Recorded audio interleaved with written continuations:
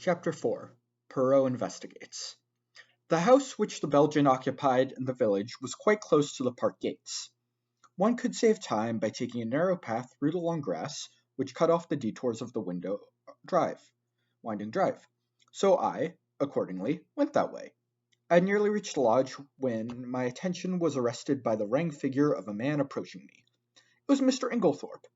Where had he been? How did he intend to explain his absence? He accosted me eagerly. My God, this is terrible. My poor wife, I have only just heard. Where have you been? I asked. Denby kept me late last night. It was 1 o'clock before we'd finished. Then I found that I'd forgotten the latchkey after all. I didn't want to arouse the household, so Denby gave me a bed. How did you hear the news? I asked. Wilkins knocked Denby up to tell him. My poor Emily, she was so self-sacrificing. Such a noble character. She overtaxed her strength. A wave of revulsion swept over me. What consummate hypocrite the man was! I must hurry on, I said, thankful that he did not ask me whether I was bound. In a few minutes I was knocking at the door of Leastway Cottage. Getting no answer, I repeated my summons impatiently. A window above me was cautiously opened, and Perrault himself looked out. He gave an exclamation of surprise at seeing me. In a few brief words, I explained the tragedy that had occurred, and that I wanted his help. Wait, my friend, I will let you in, and you shall recount to me the affair whilst I dress. In a few moments he had unbarred the door, and I followed him up to his room. There he installed me in a chair, and I relayed the whole story, keeping back nothing, and omitting no circumstance, however insignificant, while he himself made a careful and deliberate toilet. I told him of my awakening, of Miss Inglethorpe's dying words, of her husband's absence, of the quarrel the day before, of the scrap of conversation between Mary and her mother-in-law that I had overheard, of the former quarrel between Mrs. Inglethorpe and Evelyn Howard, and of the later's innuendos. I was hardly as clear as I could wish. I repeated myself several times, and occasionally had to go back to some detail that I had forgotten. Perrault smiled kindly on me. The mind is confused, is it not so? Take time, mon amant. You are agitated. You are excited. It is but natural. Presently, when we are calmer, we will arrange the facts, neatly, exactly in his proper place. We will examine and reject. Those of importance we will put on one side, those of no importance, puff! He screwed up his cherub-like face and puffed comically enough. Blow them away. That's all very well, I objected, but how are you going to decide what is important and what isn't? That always seems difficult to me. Perrault shook his head energetically. He was now arranging his mustache with exquisite care. Not so. Voyons! One fact leads to another. So we continue. This next fit, and with that, a merveille. Good. We can proceed. The next little fact, no. Ah, that is curious. There is something missing, a link in the chain that is not there. We examine, we search, and that little curious fact, that possibly paltry little detail that will not tell you, we put it there. He made an extravagant gesture with his hands. It is significant. It is tremendous. Yes? Ah! Perrault shook his forefinger so fiercely at me that I quailed before it. Beware! Peril to the detective who says, it is so small, it does not matter, it will not agree. I will forget. That way lies confusion. Everything matters. I know, you always told me that. That's why I have gone to all the details of the thing, whether they seem me relevant or not. And I am pleased with you. You have a good memory, and you have given me the facts faithfully. Of the order in which you present them, I say nothing. Truly, it is deplorable. But I make allowances. You are upset. To that I attribute the circumstances that you have omitted one fact of paramount importance. What is that? I asked. You have not told me if Mrs. Inglethorpe ate well last night. I stared at him. Surely the war had affected the little man's brain. He was carefully engaged in brushing his coat while pulling on, and seemed wholly engrossed in task. I don't remember, I said, and anyway, I don't see. You do not see? But it is of the most first importance. I can't see why, I said, Varneld. As far as I can remember, she didn't eat much. She was obviously upset and had taken her appetite away. That was only natural. Yes, said Perrault thoughtfully. It was only natural. He opened a drawer and took out a small despatch case, then turned to me. Now I am ready. We will proceed to the chateau and study matters on the spot. Excuse me, mon ami. You dressed in haste, and your tie is on one side. Permit me." With a deft gesture, he rearranged it. "Dayest. Now, shall we start?" We hurried up to the village, and turned in at the lodge gates. Perrault stopped for a moment, and gazed sorrowfully over the beautiful expanse of park, still glittering with morning dew. So beautiful, and yet the poor family plunged in sorrow, prostrated with grief. He looked at me keenly as he spoke, and I was aware that I had reddened under his prolonged gaze. Was the family prostrated by grief? Was the sorrow of Mrs. Inglethorpe's death so great? Or else there was an emotional lack in the atmosphere. The dead women had not the gift of commanding love.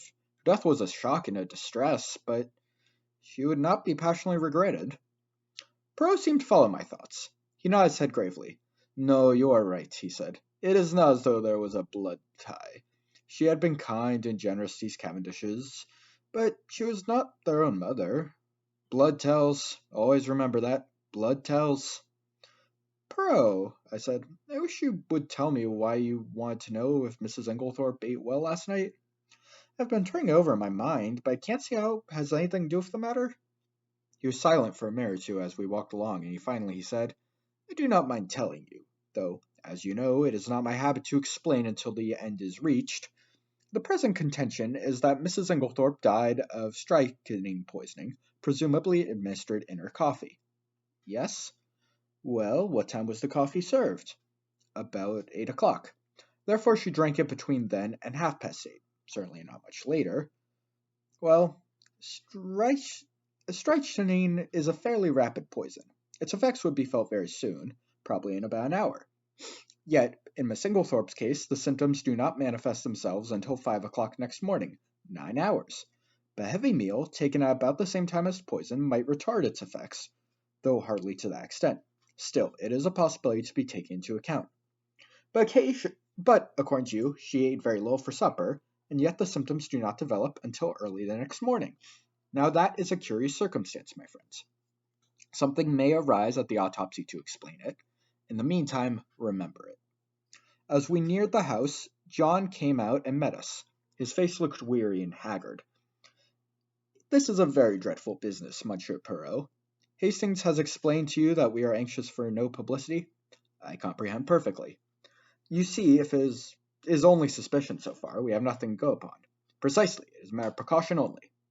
John turned to me, taking out a cigarette case, and lighting a cigarette as he did so. "You know that fellow Inglethorpe is back?" "Yes, I met him." John flung the match into an adjacent flower bed, a proceeding which was too much for Perrault's feelings. He retrieved it and buried it neatly. "It's jolly difficult to know how to treat him." "That difficulty will not exist long," pronounced Perrault quietly. John looked puzzled, not quite understanding the purport of this cryptic saying. He handed the 2 keys which Dr. Barstein had given him to me. "Show Monsieur Perrault everything he wants to see." "The rooms are locked?" asked Perrault. Dr. Barstein considered it advisable. Perrault nodded thoughtfully. "Then he is very sure. Well, that simplifies matters for us." We went up together to the room of the tragedy. For convenience, I append a plan of the room and principal articles of furniture in it. Perrault locked the door on the inside and proceeded to a minute inspection of the room. He darted from one object to the other with the agility of a grasshopper. I remained by the door, fearing to obliterate any clues. Perrault, however, did not seem grateful to me for my forbearance. "What have you, my friends?" he cried, "that you remain there like, how do you say it? Oh, yes, the stuck pig."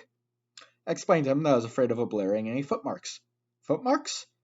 Oh, but what an idea! There's already been practically an army in the room. What footmarks are we likely to find? No, come here and aid me in my search. I will put down my little case until I need it."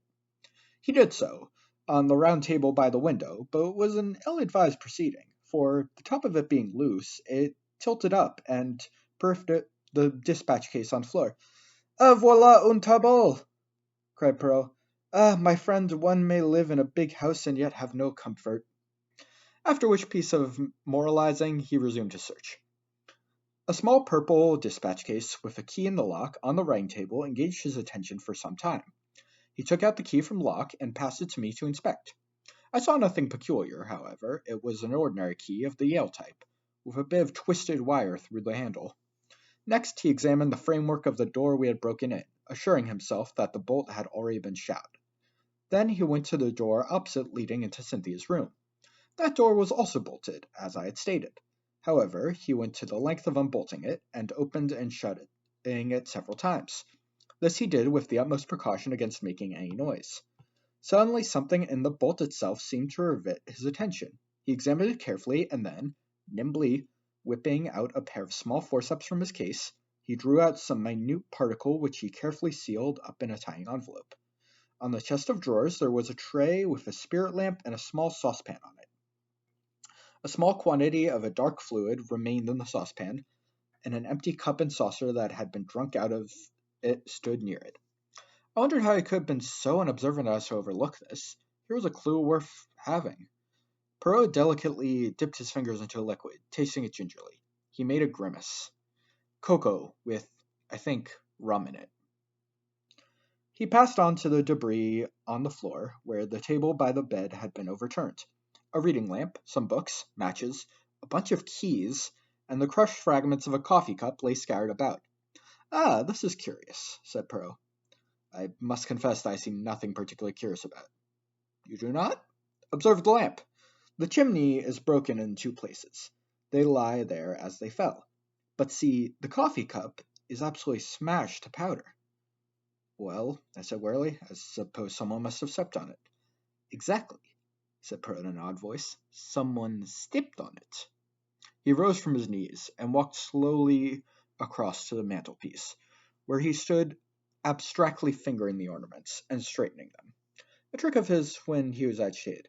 "Mon ami," he said, turning to me, "somebody stepped on that cup, grinding it to powder, and the reason they did so was either because it contained styrosine, or, which is far more serious, because it did not contain styrosine." I made no reply. I was bewildered, but I knew that it was no good asking him to explain. In a moment or two he roused himself, and went on with his investigations. He picked up the bunch of keys from the floor, and twirled them around in his fingers, finally selecting one, very bright and shining, which he tried in the lock of the purple dispatch case. It fitted, and he opened the box, and after a moment's hesitation, closed and relocked it, and slipped the bunch of keys, as well as the key that had originally stood in the lock, into his own pocket. I have no authority to go through these papers, but it should be done at once. He then made a very careful examination of the drawers of the waiststand. Crossing the room to the left-hand window, a rough stain, hardly visible on the dark brown carpet, seemed to interest him particularly. He went down on his knees, examined it minutely, even going so far as to smell it. Finally, he poured a few drops of the cocoa into a test tube, sealing it up carefully. The next proceeding was to take out a little notebook. "We have found in this room," he said, writing busily, 6 points of interest. Shall I enumerate them, or will you?" "Oh, you," I replied hastily. "Very well, then. 1. A coffee cup that has been ground into powder. 2. A dispatch case with a key in the lock. 3. A stain on the floor." "That may have been done some time ago," I interrupted. "No, for it is still perceptibly damp and smells of coffee." 4. A fragment of some dark green fabric, only a thread or two, but recognizable." "Ah!" I cried, "that was what you sealed up in the envelope." "Yes. It may turn out to be a piece of one of Mrs. Inglethorpe's own dresses, and quite unimportant. We shall see. 5. This!" With a dramatic gesture, he pointed to a large splash of candle grease on the floor by the writing table. "It must have been done since yesterday. Otherwise a good housemaid would have at once removed it with blotting paper and a hot iron. One of my best hats once, but that is not to the point. It was very likely to have done last night. We were very agitated. Or perhaps Miss Inglethorpe herself dropped her candle." "You brought only one candle into the room?" "Yes. Lawrence Cavendish was carrying it. But he was very upset. He seemed to see something over there." I indicated the mantelpiece. "That absolutely paralyzed him." "That is interesting," said Perrault quickly. "Yes, it is suggestive," his eyes sweeping the whole length of the wall. "But it was not his candle that made the great patch, for you perceive that this is white grease, whereas Monsieur Lawrence's candle, which is still on the dressing table, is pink. On the other hand, Miss Inglethorpe had no candlestick in the room, only a reading lamp." "Then," I said, "what do you deduce?" To which my friend only made a rather irritating reply, urging me to use my own natural faculties. "And the 6 points? I suppose it was the sample of cocoa." No, said Perot thoughtfully. I might have included that in six, but I did not. No. The sixth point I will keep to myself for the present. He looked quickly around the room. There's nothing more to be done here, I think, unless. He stared earnestly and long at the dead ashes in the grate. The fire burns, and it destroys, but by chance there might be. Let us see! Deftly, on hands and knees, he began to sort the ashes from the grate into the fender, handling them with the greatest caution. Suddenly, he gave a faint exclamation. The forceps, Hastings! I quickly handed them to him, and with skill he extracted a small piece of half-charred paper. There, mon ami! What did you think of that? I scrutinized the fragment. This is an exact reproduction of it. I was puzzled. It was unusually thick, quite unlike ordinary notepaper. Suddenly an idea struck me. Perot! This is a fragment of a will! Exactly. I looked up at him sharply. You are not surprised? No, he said gravely. I expected it. I relinquished the piece of paper, and watched him put it away in his case, with the same methodical care that he had bestowed on everything. My brain was in a whirl. What was the complication of a will? Who had destroyed it? The person who had left the candle grease on the floor? Obviously, but how had anyone gained admission? All the doors had been bolted on the inside.